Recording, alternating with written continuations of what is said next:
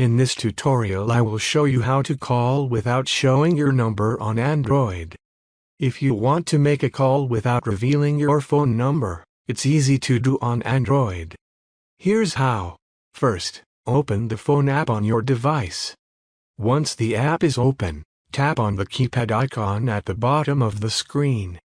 Next, type in #67 followed by the phone number of the person you want to call. This will hide your number from the recipient, and they won't see your phone number on their caller ID. Keep in mind, this will only apply to that one call.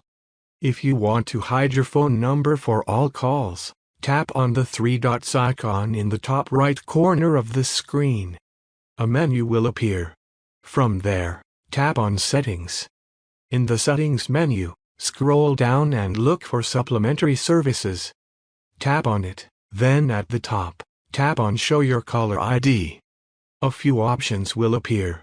To hide your number completely, change the setting to Never. Once you select this option, your number will be hidden for all calls, and the person on the other end won't see your phone number. And that's it. You've successfully hidden your number on Android.